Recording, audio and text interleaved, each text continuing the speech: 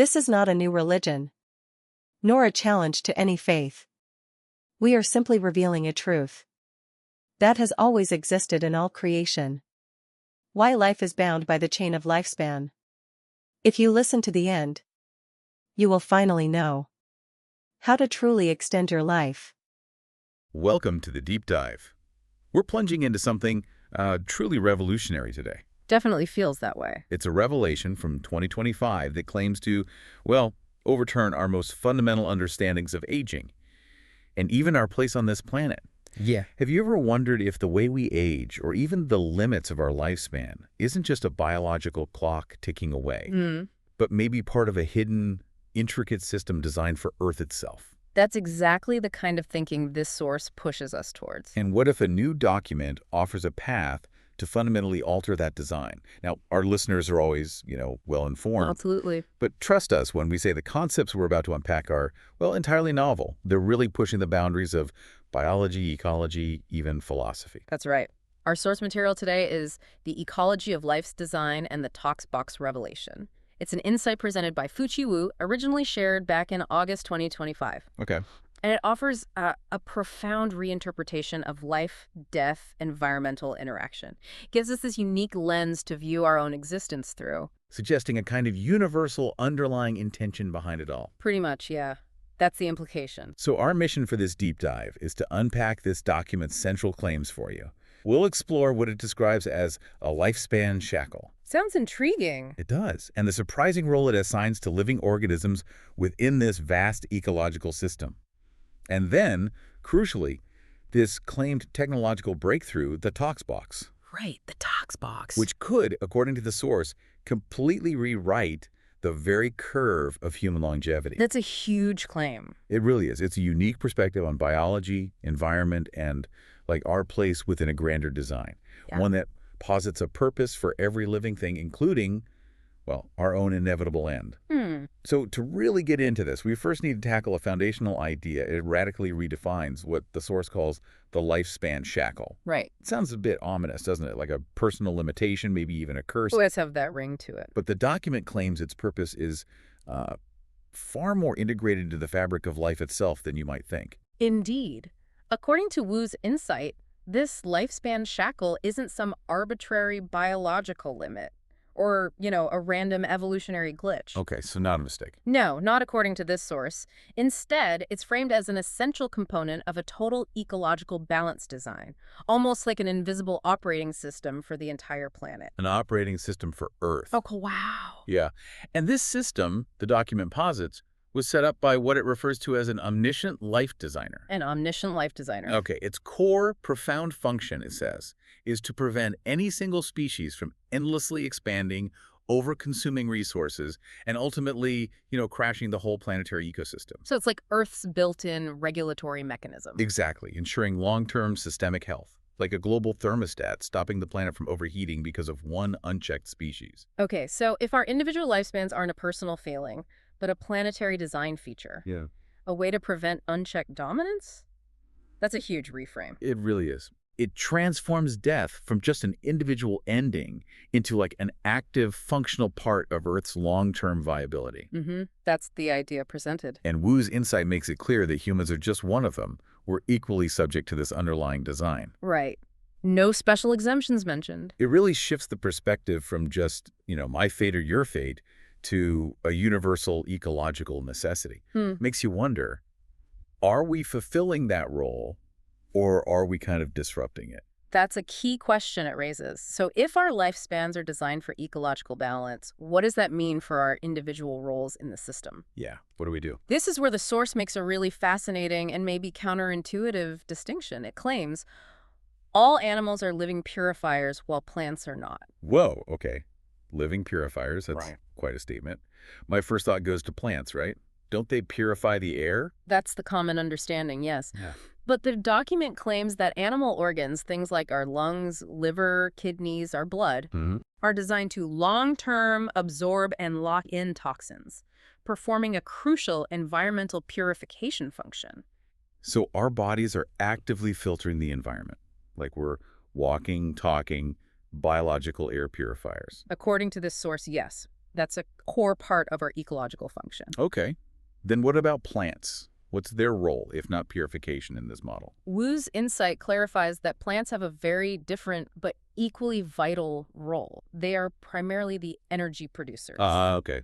Photosynthesis and all that. Exactly. They convert sunlight, CO2, water into energy, forming the foundation for the ecological chain. Makes sense. And critically, the document notes they do not bear the fate of toxin accumulation. That's just not their designated role in this grand system. So a clear division of labor then. Plants make the fuel. And animals clean the environment. That's the distinction the source makes. And this leads to what the source calls an automatic life cost mechanism.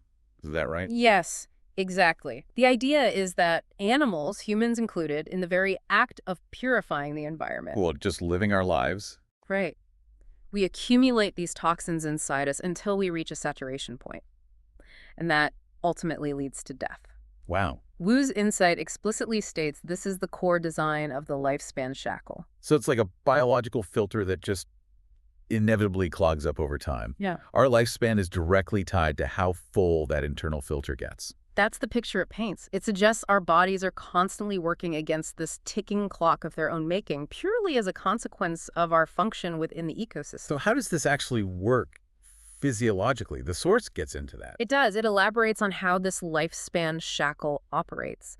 It states that every animal body and its organs have a specific toxin accumulation saturation point. Not just general wear and tear, but a defined limit. A defined limit, yes. A pre-programmed threshold is how it sounds. When this long-term deposition of toxins hits that limit, Now what? the body's functions begin to fail systematically. You get disease, organ degradation. Things we associate with aging. Precisely. Leading ultimately to natural death when that saturation point is hit, and crucially, without any external intervention. So it's portrayed as this intrinsic endpoint, driven by internal toxicity, like a self-destruct when the filter's full. That's a good analogy for how the source presents it, yes. Pause. That's a stark image. Our bodies filling up like a sponge until they just can't absorb anymore makes you reconsider every ache or illness, doesn't it? If it's all leading to this saturation point. It certainly puts a different spin on things. What's really fascinating here, though, is that the document doesn't just talk about natural biological processes.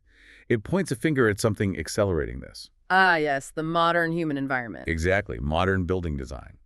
Wu's insight claims that the combination of long-term sealing plus central air conditioning plus return air circulation. Which is basically most modern homes and offices. Right. It claims this setup causes toxins to gather indoors, essentially making the human body the primary filter for these sealed environments. So we've unintentionally turned our indoor spaces into toxin traps. That's what it suggests, forcing our bodies to work overtime, like overworking a car's oil filter. And the source offers a pretty sharp critique here. It notes that current building standards, they only require not suffocating. Right.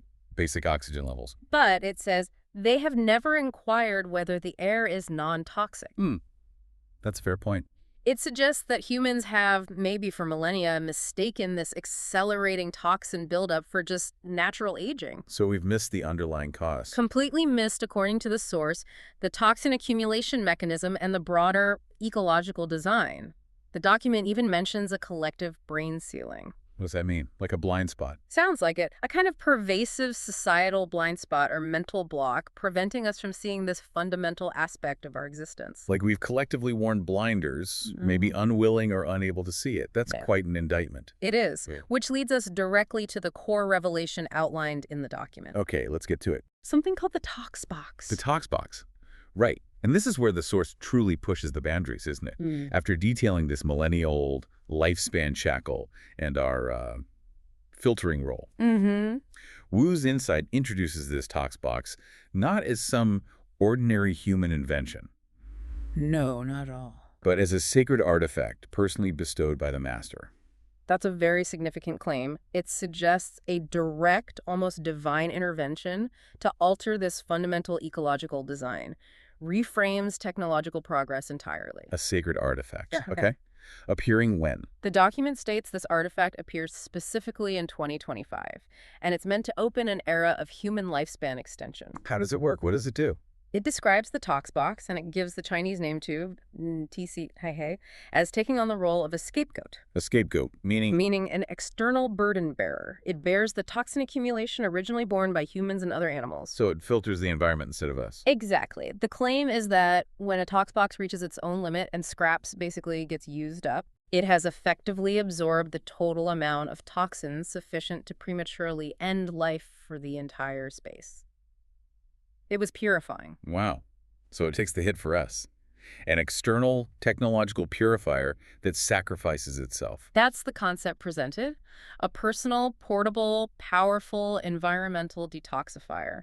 And the impact on humans then, according to the source. Profound. The human body no longer uses lungs and blood as filters. We're off the hook, functionally speaking. Right. The toxin saturation point is delayed, and the lifespan curve is rewritten. Rewritten? This is presented by Wu's insight as the first time humans are allowed to jump out of the lifespan shackle. Allowed. Interesting choice of words. And actively take control of their health and longevity. Like a complete paradigm shift. From passive absorbers to active managers of our own biological destiny, all thanks to this device. That's the claim. Think what that implies for society. Careers, families, our whole idea of a normal lifespan. If the biological clock suddenly becomes adjustable. The ramifications would be enormous. And Wu's insight then connects this ToxBox to an even broader concept. There's more. Yes, something called air heavenization, or a situ kunshi tantanghua. Air heavenization sounds ambitious. It is. This isn't just about one device. It's described as a comprehensive environmental system. This combination, ToxBox plus air heavenization, the document claims, completely cuts off the toxin accumulation channel. Completely cuts it off. How? It's described as a sophisticated system, inflow plus return air dual purification. That locks down all PM0.1, VOCs, heavy metals, and microplastics within the system. Okay, let's break that down. PM0.1, that's the really tiny stuff, right? Ultrafine particles. Exactly. Small enough to easily cross into our bloodstream, even the brain, particularly nasty. And VOCs, volatile organic compounds. Stuff off-gassing from furniture, paints. Yes, plus heavy metals, microplastics. The source claims the system tackles all of it, going far beyond traditional air purifiers. So it fundamentally alters our internal environment by making the external one, like, truly pristine. That's the idea, creating a truly clean room effect wherever it operates. So instead of our bodies doing the filtering, this whole system takes over the burden. Correct. The document states that with this, humans are no longer forced to prematurely age because that constant accelerating toxin buildup is just gone. Eliminated. And the ultimate promise from Wu's insight. Once the environment is completely detoxified through this technology, humans will, for the first time, possess the ability to autonomously adjust their lifespan curve. Autonomously adjust? That's not just life extension. That sounds like actively shaping our own future biology, freeing us from constraints we've always just accepted. The very bold claim about human potential, yes. What about the master's design? Isn't this interfering with that whole ecological balance thing? The source addresses that directly. It tackles the deeper implications, especially regarding the master's ecological design. Okay, what does it say? Wu's insight states quite clearly, this is not resisting the master, but conforming to the master's wisdom. Conforming, how so? The document re-emphasizes that the original design, the master's ecological design, was established to prevent disordered expansion and imbalance. Right, to stop one species wrecking everything. Exactly. Its purpose wasn't specifically to extinguish humanity. So the ToxBox and air heavenization are framed not as defiance. But as an evolution. As an evolved understanding, yes. A harmonious alignment with the original intent for balance. It's presented as a new model for healthy species continuation. Allowing humanity to thrive, but without accidentally destroying the planet in the process. That seems to be the core argument presented. Okay, but this still raises a big question, especially with talk of a sacred artifact and master's wisdom. How does this revelation sit with existing beliefs? You know, established religions, faiths. A very important point, and the source is specific here too. It states, our revealed truth is not to challenge any faith or doctrine. Okay, that's explicit. Very. It continues. The master has never favored any sect. His ecological design has always existed in all things. So it's presented as universal, not tied to one group. Correct. Today, we are merely allowed to see more, and not to overthrow anyone's past beliefs. Allowed to see more. And it concludes, If we can work together to conform to the Master's wisdom, this will be the shared glory of all people, all religions. So it frames it as an evolution of understanding, something additive, not confrontational, inviting everyone to embrace this new knowledge as a deeper insight into the world we already share. That's precisely the framing used in the document. Wow. Okay. This deep dive has taken us on quite a journey today, from this invisible ecological design, the lifespan shackle, to our surprising, maybe unsettling role as living purifiers. Yeah, that's a challenging concept. And then on to this claimed sacred artifact, the ToxBox, that could fundamentally shift our entire relationship with aging. There's a lot to take in. Wu's insight really presents a vision where understanding and aligning with this master's wisdom, as it calls it, allows for a healthier, longer human existence, moving beyond what it sees as a natural but now potentially changeable ecological mechanism. This perspective certainly challenges us, doesn't it, to reconsider familiar concepts.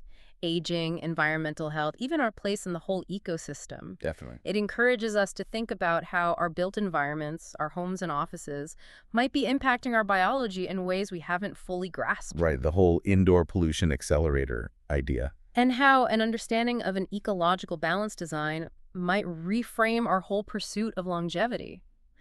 If our bodies are designed to accumulate toxins, as the source claims, and technology can now potentially offload that burden, what does that actually mean for the very definition of a natural life? That's a huge question. It is. What new questions does this understanding spark for you, listening right now, about your own environment or our collective potential for longevity? Plenty to think about there. Thank you for joining us on this deep dive into the ecology of life's design and the ToxBox Revelation. Hope it's given you food for thought. We certainly hope so. Until next time. We respect all faiths. And we respect every life. This is not a challenge, but a response to the Creator's wisdom, giving humanity its first chance to delay the chain of lifespan. If you choose to walk with us, this will be a shared honor for all.